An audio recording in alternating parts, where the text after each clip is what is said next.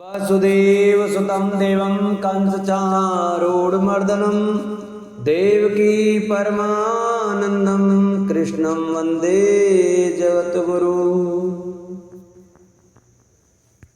नारायणं नमस्कृत्य नरं चैव नरोत्तमं देवीं सरस्वतीं व्यासं ततो जयमुदीरये। शान्ताकारं भुजगशयनं पद्मनाभं सुरेशं विश्वाधारं गगनसदृशं मेघवर्णसमाङ्गं लक्ष्मीकान्तकमलनयनं योगविद्यार्णगम्यं वन्दे विष्णु भवभयहरं सर्वलोकैकनाथं। बोलो भागवत भगवान की जय, बोलो सुखदेव भगवान की जय, बोलो परीक्षित महाराज की जय, बोलो बांके बिहारी लाल की जय। नमस्कार दोस्तों, जय श्री कृष्णा। प्रिय भक्तजनों, आज हम आपको श्रीमद् भागवत महापुराण के पंचम स्कंद के 16वें अध्याय की कथा सुनाएंगे, जिसमें कि भवन कोश का वर्णन और गंगा जी का विवरण और भगवान शंकर कृत संकर्षण देव की स्तुति, इस कथा का वर्णन सुनाया जाएगा। तो सभी भक्तजन हमारी श्रीमद् भागवत महापुराण की कथा को बड़े श्रद्धा भाव और प्रसन्नचित मन से सुने। जो भक्त हमारे चैनल पर नए जुड़े हैं, जिन्होंने अभी तक हमारे चैनल को सब्सक्राइब नहीं किया है, वो हमारे चैनल को सब्सक्राइब करें। बगल में बेल आइकन का बटन अवश्य दबाएं, जिससे हम जो नई वीडियो अपलोड करें उसका नोटिफिकेशन आपके पास अवश्य पहुंचे। हमारी वीडियो को ज़्यादा से ज़्यादा शेयर करें, चैनल को सब्सक्राइब करें, वीडियो को लाइक करें और कमेंट में ओम नमो भगवते वासुदेवाय राधे राधे अवश्य लिखें। आइए भक्तों, कथा को प्रारंभ करते हैं। बोलो बांके बिहारी लाल की जय। राजा परीक्षित ने कहा, मुनिवर, जहां तक सूर्य का प्रकाश है और जहां तक तारागण के सहित चंद्रदेव दीप पड़ते हैं, वहां तक आपने भूमंडल का विस्तार बतलाया है। उसमें भी आपने बतलाया कि महाराज प्रियव्रत के रथ के पहियों की 7 लीकों से 7 समुद्र बन गए थे, जिनके कारण इस भूमंडल में 7 द्वीपों का विभाग हुआ।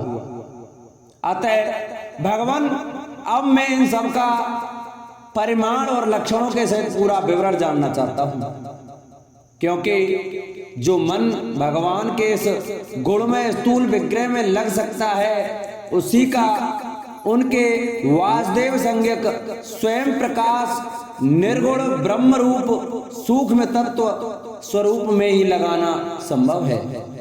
अतः गुरुवर, इस विषय का विशद रूप से वर्णन करने की कृपया कीजिए।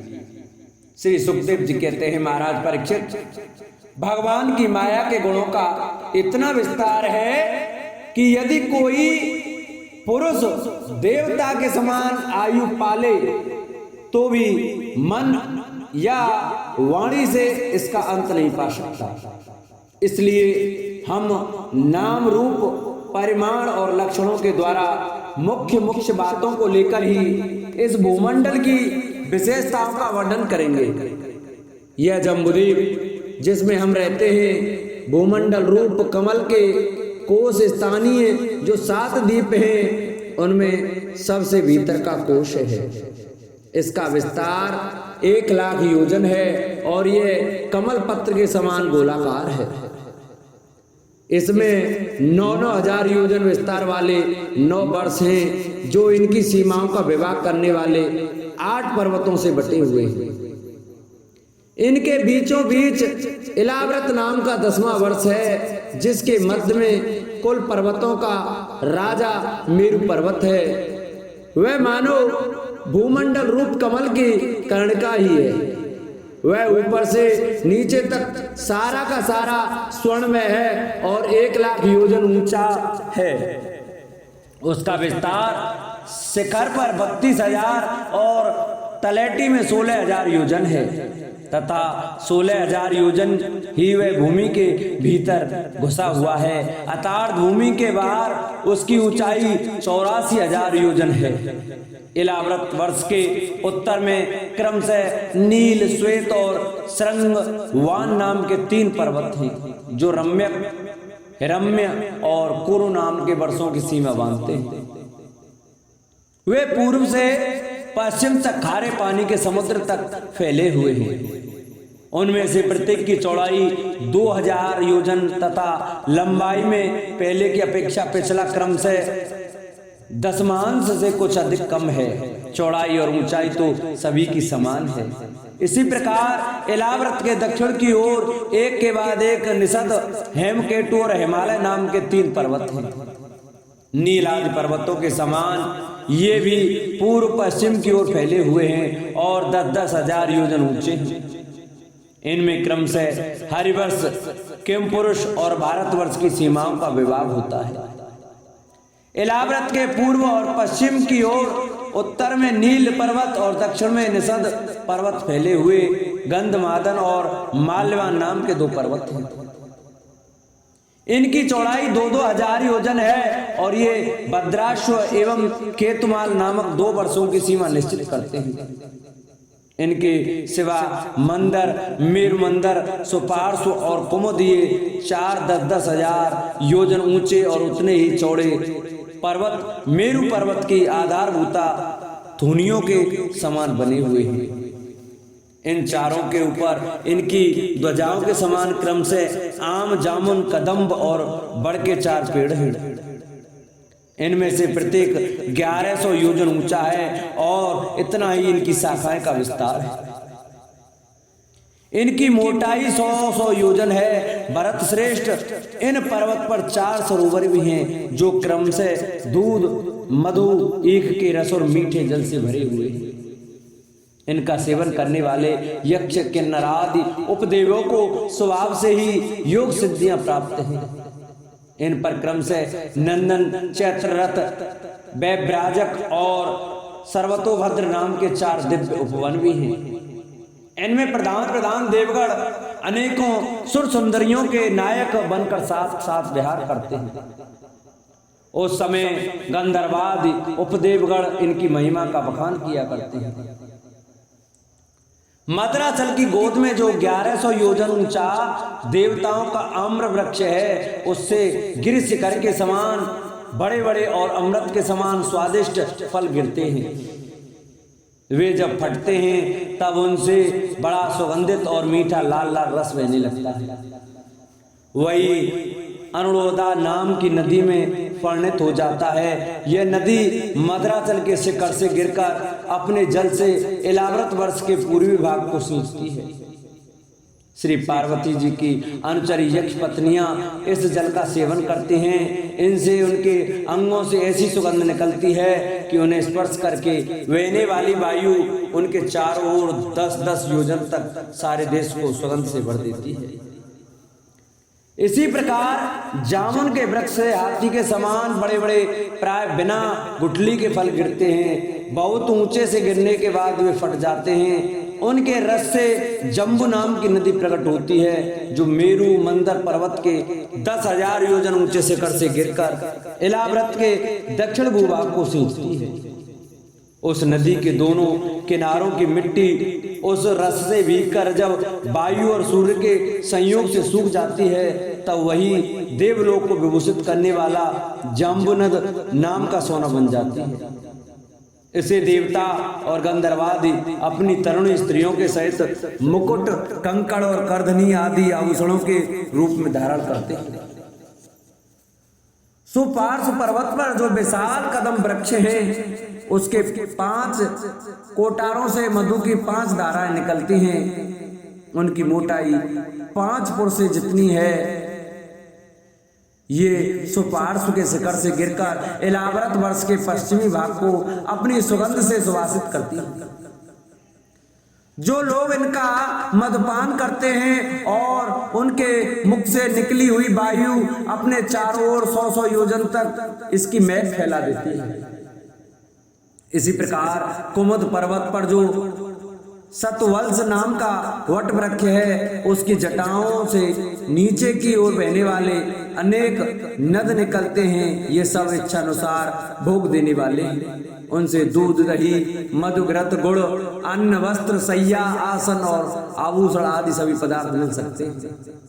ये सब कुमुद के शिखर से गिरकर इलाव्रत के उत्तरी भाग को सींचते हैं।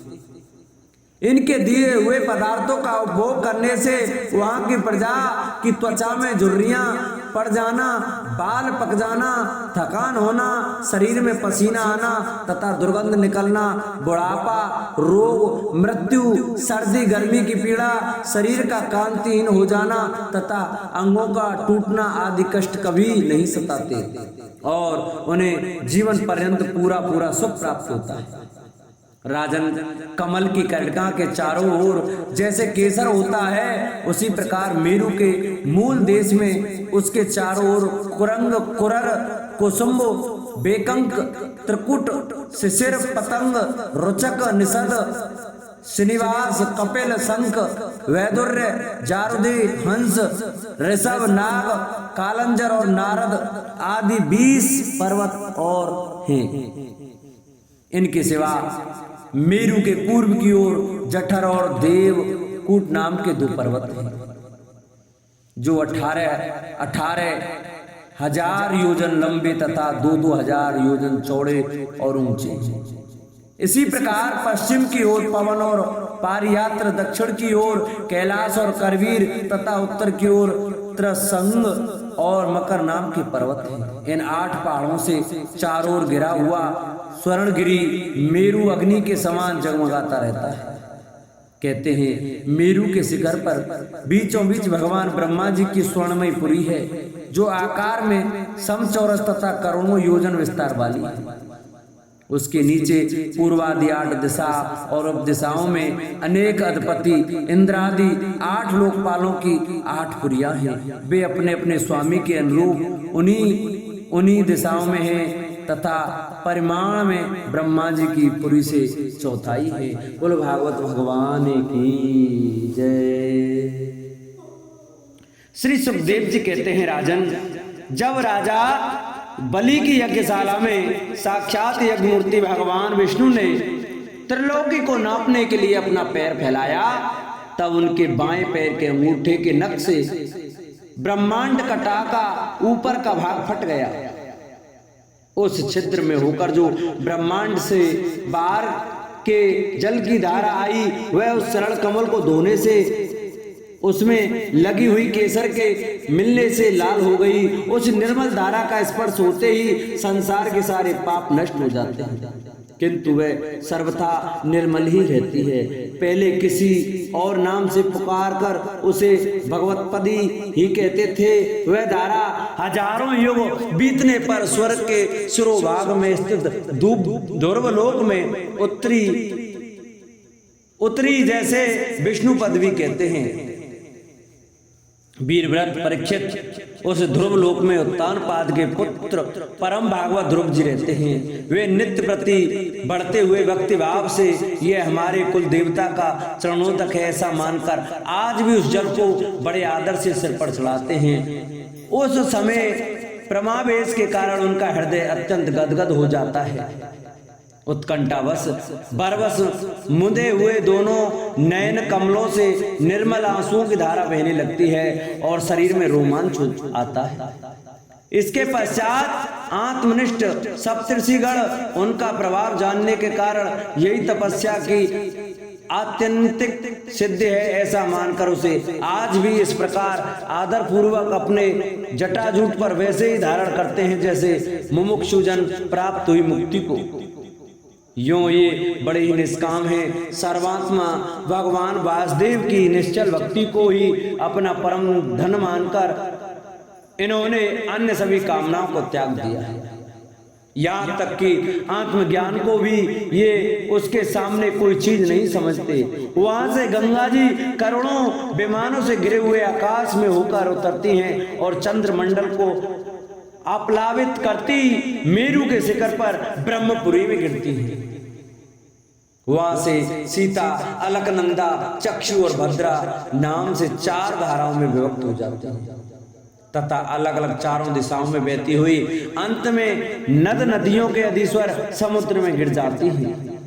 इनमें सीता ब्रह्मपुरी से गिरकर केसराचलों के सर्वोच्च शिखरों में होकर नीचे की ओर बहती गंधमादन के शिखरों पर गिरती हैं और भद्राशु वर्ष को प्लावित कर पूर्व की ओर खारे समुद्र में मिल जाती हैं। उसी प्रकार चक्षु माल्यवान के शिखर पर पहुंचकर वहां से वे रोक टोक केतुमाल वर्ष में बहती पश्चिम की ओर ख्यार समुद्र में जा मिलती हैं। भद्रा मेरु पर्वत के शिखर से उत्तर की ओर गिरती हैं तथा एक पर्वत से दूसरे पर्वत पर जाती अंत में रिंगवान के शिखर से गिरकर उत्तर कुरु देश में होकर उत्तर की ओर बहती हुई समुद्र में मिल जाती है।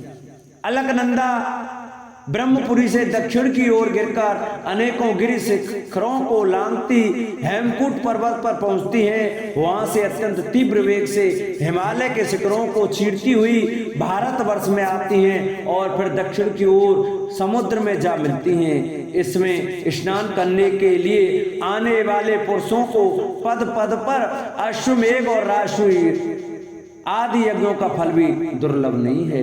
प्रत्येक वर्ष में मेरु आदि पर्वतों से निकली हुई और भी सैकड़ों नद नदियां हैं। हम इन सब वर्षों में भारतवर्ष ही कर्म भूमि है। शेष 8 वर्ष तो स्वर्गवासी पुरुषों के स्वर्ग भोग से बचे हुए पुण्यों को भोगने के स्थान है, इसलिए इन्हें भूलोक के स्वर्ग भी कहते हैं। वहां के देवतुल्य मनुष्यों की मानवीय गणना के अनुसार 10,000 वर्ष की आयु होती है। उनमें 10,000 हाथियों का बल होता है तथा उनके वज्र सदृश सुदृढ़ शरीर में जो शक्ति, यौवन और उल्लास होते हैं, उनके कारण वे बहुत समय तक मैथुन आदि विषय भोगते रहते हैं। अंत में जब भोग समाप्त होने पर उनकी आयु का केवल 1 वर्ष रह जाता है, तब उनकी स्त्रियां गर्भ धारण करती हैं। इस प्रकार वहां सर्वथा त्रेता युग के समान समय बना रहता है। वहां ऐसे आश्रम, भवन और वर्ष पर्वतों की घाटियां हैं जिनके सुंदर वन उपवन, सभी ऋतुओं के फूलों के गुच्छे, फल और नूतन पल्लवों की शोभा को के बाहर से झुकी हुई डालियां और लताओं वाले वृक्षों से सुशोभित हैं। वहां निर्मल जल से भरे हुए ऐसे जलाशय भी हैं जिनमें तरह तरह के नूतन कमल खिले रहते हैं और उन कमलों की सुगंध से प्रमुदित होकर राजहंस, जलमुर्ग, कारंडव, सारस और चकवा आदि पक्षी तरह तरह की बोली बोलते तथा विभिन्न जाति के मत वाले भौरे मधुर मधुर गुंजार करते रहते हैं। इन आश्रमों, भवनों, घाटियों तथा जलाशयों में वहां के देवेश्वरगण परम सुंदरी देवांगनाओं के साथ उनके कामोन्माद सूचक हास विलास और लीला कटाक्षों से मन और नेत्रों के आकृष्ट हो जाने के कारण जल क्रीड़ादि नाना प्रकार के खेल करते हुए स्वच्छंद विहार करते हैं तथा उनके प्रधान अनुचरण अनेक प्रकार की सामग्रियों से उनका आदर सत्कार करते रहते हैं।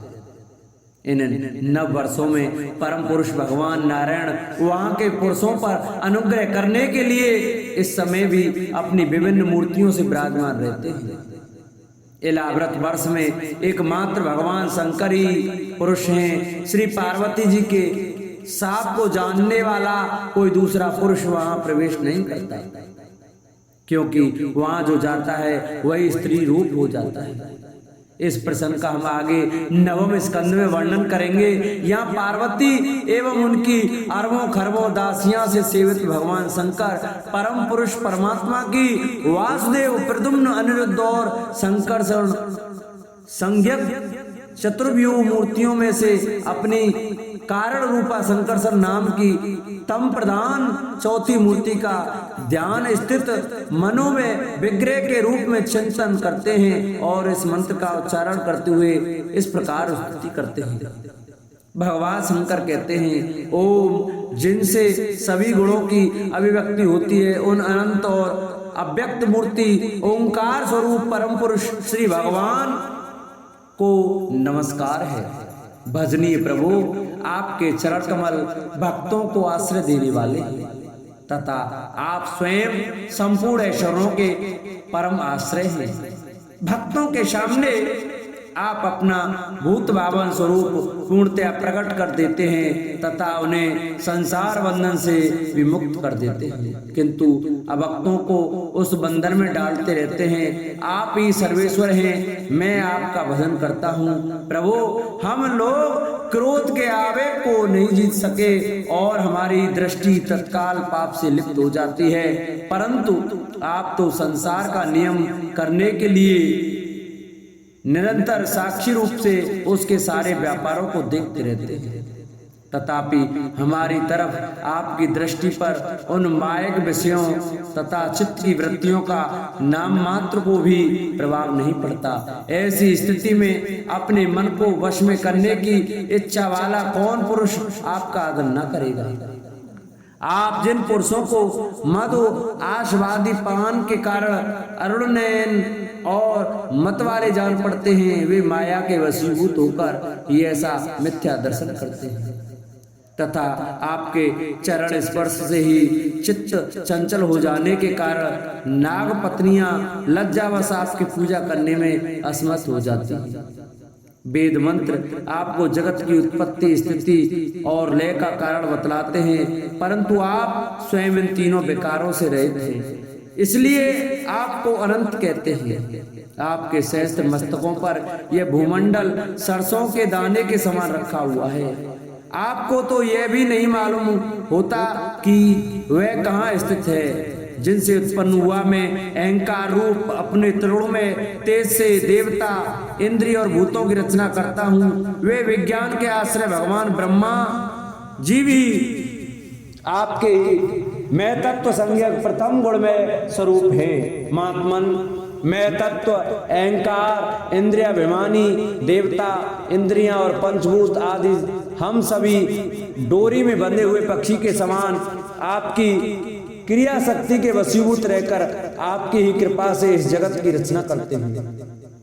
सत्वादि गुणों की दृष्टि से मोहित हुआ यह जीव आपकी ही रची हुई तथा कर्म बंधन में बांधने वाली माया को तो कदाचित जान भी लेता है, किंतु उसमें मुक्त होने का उपाय उसे सुगमता से नहीं मालूम होता। इस जगत की उत्पत्ति और प्रलय भी आपके ही रूप हैं। ऐसे आपको मैं बार बार नमस्कार करता हूँ। बोलो भागवत भगवान की जय। प्रिय भक्तजनों, आज की कथा को हम यह विश्राम करते हैं। आशा करते हैं आपको हमारी ये श्रीमद् भागवत महापुराण की कथा अच्छी लगी होगी। इसलिए जो भक्त हमारी प्रतिदिन ऐसी कथा सुनना चाहते हैं वो हमारे चैनल को सब्सक्राइब जरूर करें, वीडियो को लाइक करें और वीडियो को शेयर करें और कमेंट में राधे राधे अवश्य लिखें। बोलो भागवत भगवान की जय।